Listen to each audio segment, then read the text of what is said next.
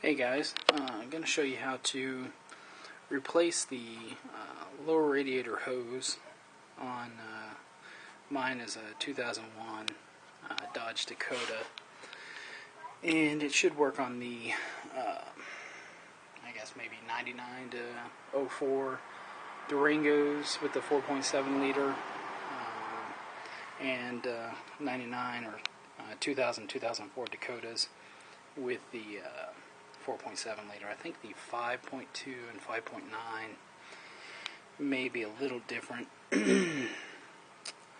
but this should give you a basic overview of how to change it. What I've done is I've taken out my upper radiator shroud just so that I can have more access to this, and typically you will have a clutch fan that you could remove, or you could try to get to it from the bottom, but you see how I have that cross member down there, which would kind of make it hard. But I took my clutch fan out, last summer, just because I went with all electric fans, and so it gives me a ton of room. But while we're down here, I'm also going to replace the thermostat, which is right. Let's see if I can get some light down there. Which is right back here. You see those bolts. I'll try to get you a good view. But what you want to do is, if you can, you want to drain your radiator. And I drained it as much as I could. The drain cock is right down over here on the driver's side, down towards the bottom. You really can't see it, but you just unscrew that counterclockwise and it drains out. But I've got my catch pan to catch whatever's left in the engine, and the hose.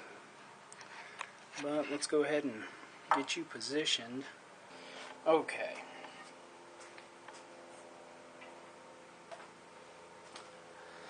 I'm going to go ahead and take the bottom worm clamp off, and mine's a 10 millimeter, and it's on this side.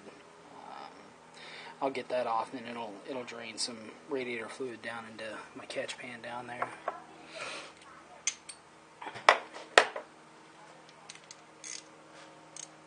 And it'll also give us a chance to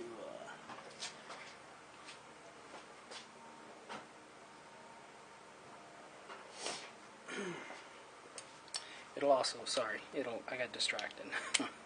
It'll also give us a chance to take a look at the state of the hose. I mean, you can tell it's kind of bulging out right there. It's not too bad, but I went ahead and bought a new one when I bought my new upper radiator, so might as well replace it.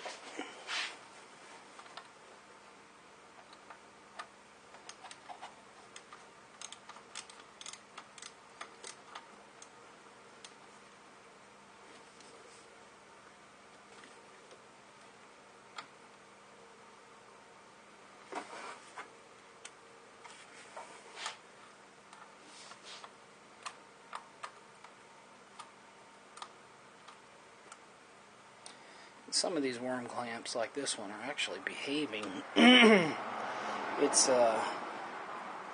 coming off pretty easily, which is nice. Alright, there we go.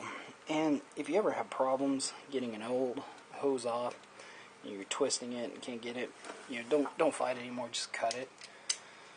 Because you're going to be replacing it anyways, and there's no sense in busting up a knuckle, but this one seems like it's gonna give up pretty easily. I'm just more concerned about all the leftover coolant.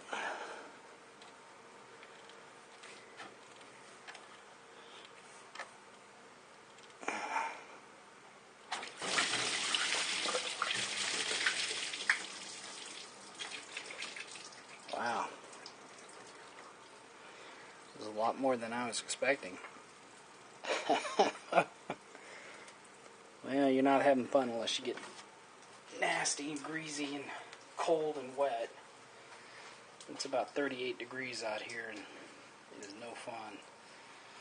Alright, now that we've made that mess, let's go up here to this upper radiator clamp, radiator hose clamp. Get this guy taken off.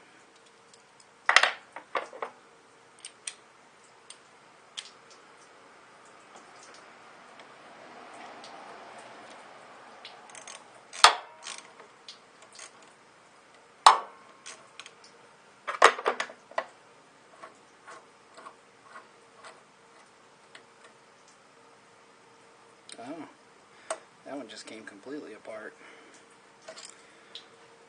Maybe able to fix that. The way these things work, right here. Let's see if I can get you a close-up view. The way these things work is you just slide them in there.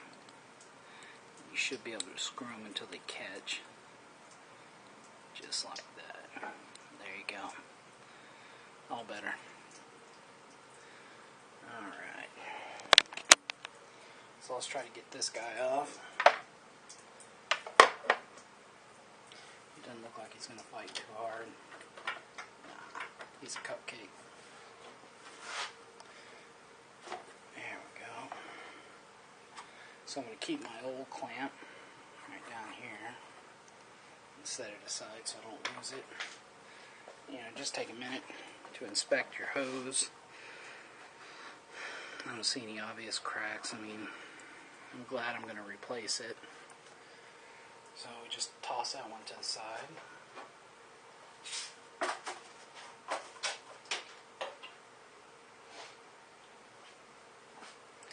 And before we put the new one on, we're going to go ahead and take this thermostat housing off. It looks like there are, I'll get a flashlight down here. Looks like there are 1, 2, 2. Looks like, well, it's going to be simple. Okay, those bolts look like they might have been 8 or 10. Let's see. Oh, they're 10 millimeters. We'll get an extension real quick.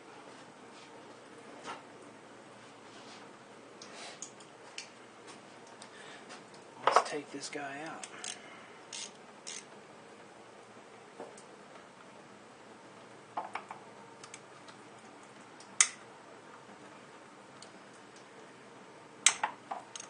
I never like messing with them because they're always, sucked into an aluminum head. Yeah, at least the radiator fluid's still warm.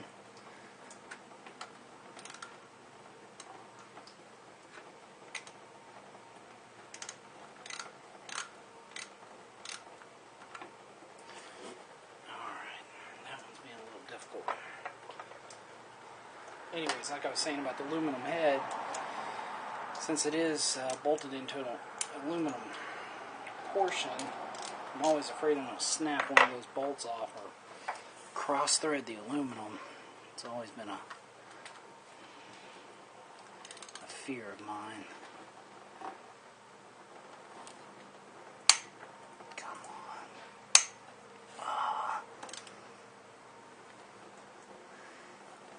Easy. I think if the last person that did this, if it was ever done, could have used a little bit of anti-seize on that. That would have been a little better.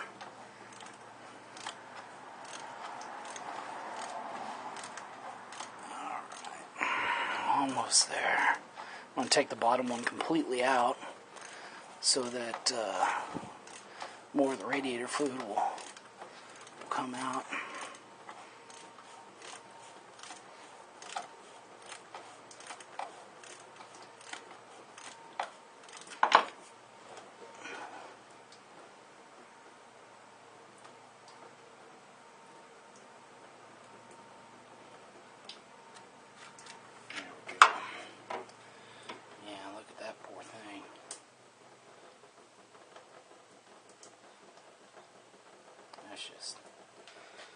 That's hideous.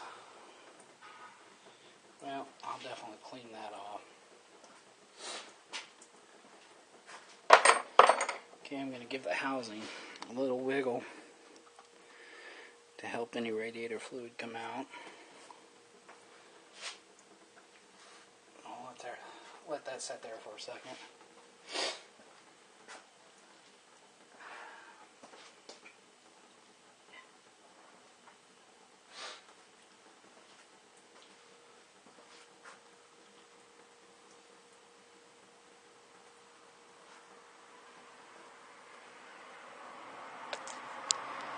Let me show you this bolt one more time. If my camera will focus, yeah, there we go. Just a little crappy looking, isn't it? So I'm going to take a wire brush to it and clean that off and put some anti-seize on it. Okay. Now I'm going to take that top bolt out. And then our thermostat housing should come all the way out.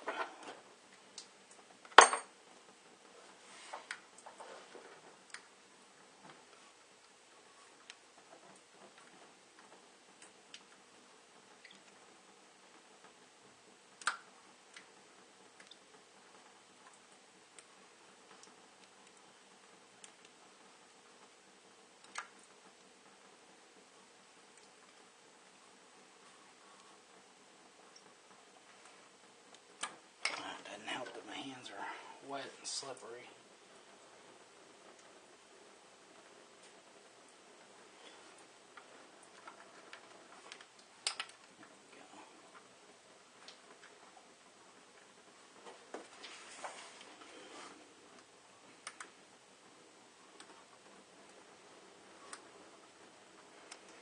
These things are stuck in there. I'm definitely getting some anti-seize when I get it out.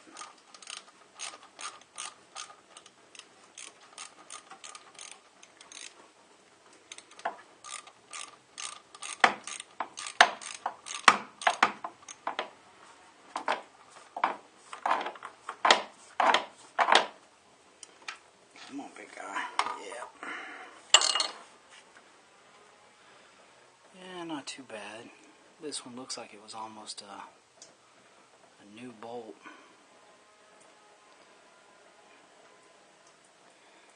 Oh, I hate this camera. But I'll still clean that up with a wire brush and hit it with some anti-seize.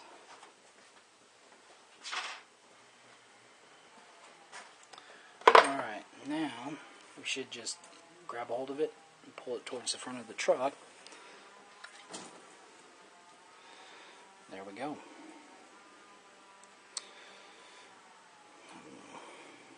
It's the first time I'm looking at it, and I put a new radiator in about 6 months ago, so that other one was definitely rusted out and crappy. I just hate to think what the inside of my engine looks like. I'm sure it doesn't look too much better. Okay, set that aside. And then our thermostat should pull right out.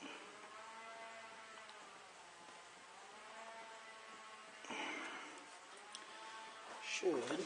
Let me get you a shot of what it looks like sitting in there so that you know. Let me get my flashlight.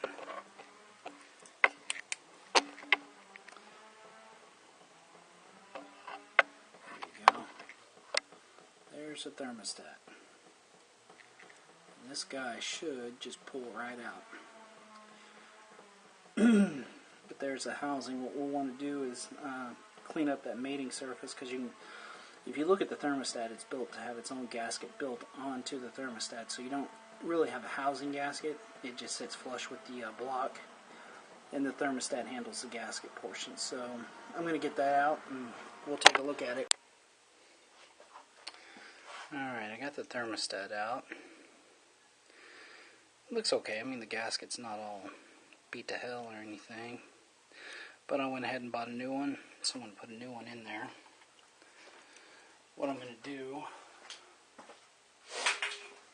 is go ahead and clean this surface up as best I can.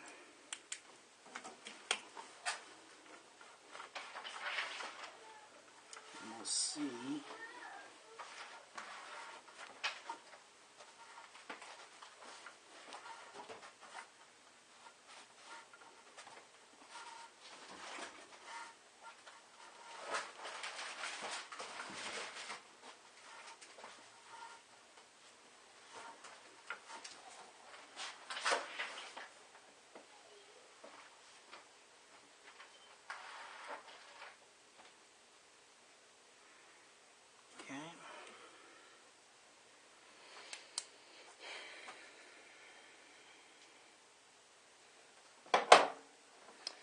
Now that that's all cleaned up, we just brush off the back of the housing. And it's nice because it looks like there's these little guide pins that'll help keep it in position while we thread our bolts in. The easiest way to do this, when you go to put your thermostat back in, go ahead and set your thermostat in the housing. You'll notice that there is a little notch here that corresponds with a notch on your gasket on your thermostat. Just go ahead and set that into place, just like so. And this should help keep it in a nice position. And of course, the thermostat the spring portion of the thermostat should always extend into the housing or into the engine, just like that. And this way, you can make sure you've got it lined up and pressed in there. And before I do that, I'm going to go ahead and take some anti-seize and fix up my bolts. And just a little dab will do you of the anti-seize. I'm going to go ahead and start this one in the bottom.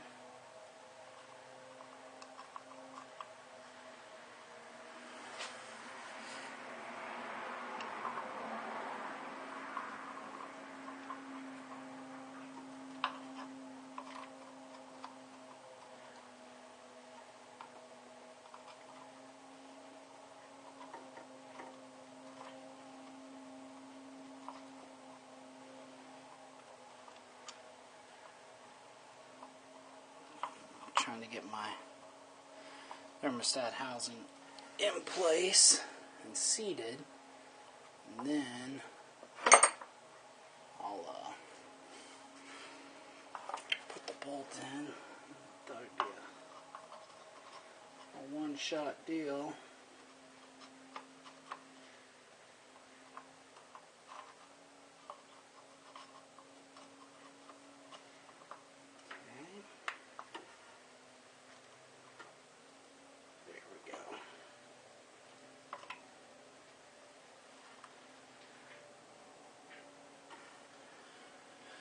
Okay, grab my bolt.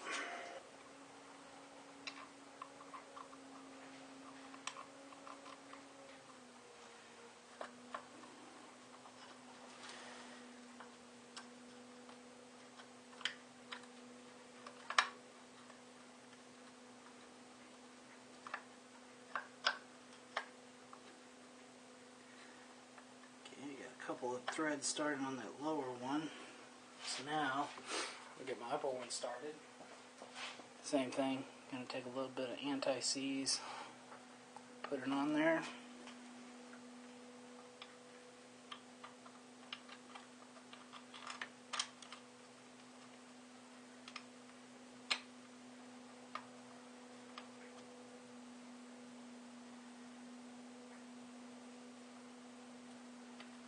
A couple of threads started with that. I'm going to grab my 10mm. I'm going to go ahead and, I'm not going to torque the bottom one just yet. I'm just going to run it in as far as I can with my hand, alternating from side to side, just like you do with a tire or wheel when you're putting the lug nuts on, just so that I get it pressed in evenly and there's no binding.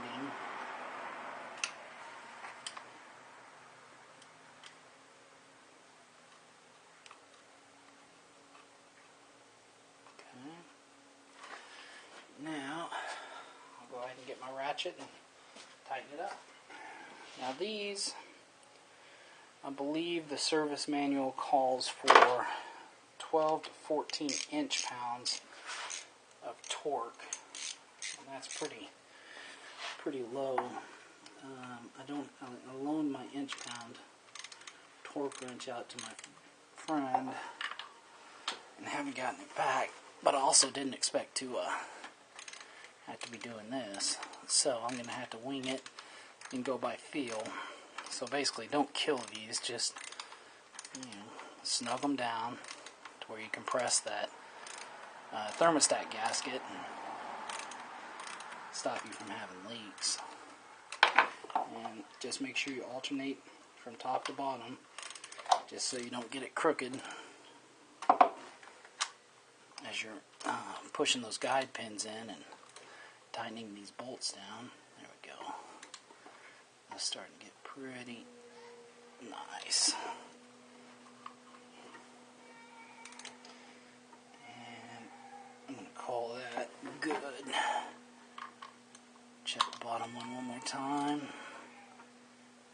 There we go. Yep, I'm pretty happy with that.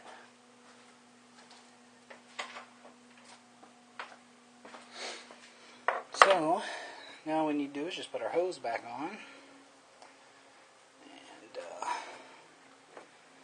And we will, looks like it's going to go in like that. I'm going to go ahead and get my clamp. Hit this bottom portion with some silicone spray and the top portion. There we go. Okay, I'm going to fit my clamp back on there. Yeah, that's much better. Put a little silicone spray down there. Help lubricate things up.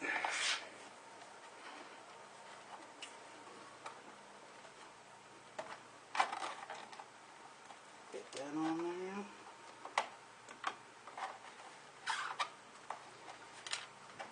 Oops. It's not your turn yet.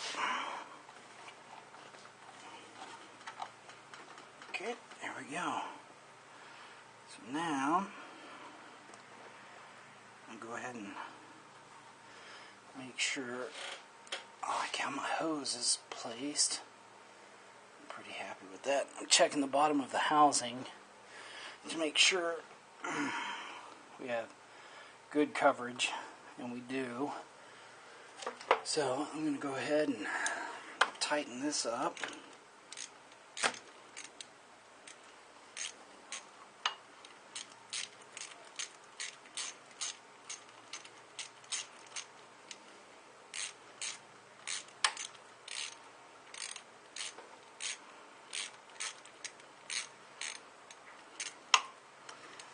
Start to get it into position.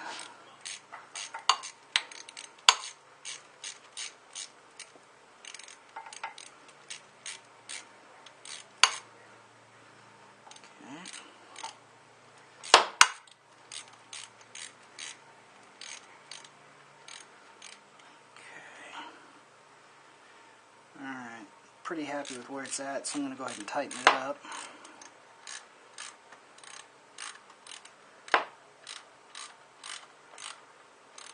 Like I said, you don't have to kill it. Just get it on there snug. Okay, there we go. Pretty happy with that. And there you go.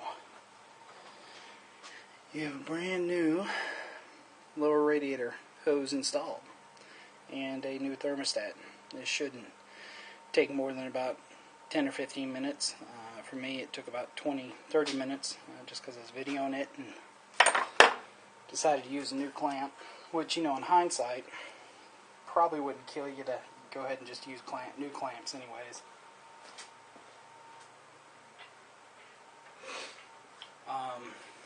Just for the simple reason you can buy a ton of clamps for cheap. But there you go. Just, fill it up, and I'll do another video on filling up the coolant, just so you can see how to do that. But after you fill everything up, take it for a test drive, check for leaks, and make sure none of your hoses or your clamps, or if you change the thermostat, where the thermostat housing remates to the block, make sure there's no leaks there. You should be good to go.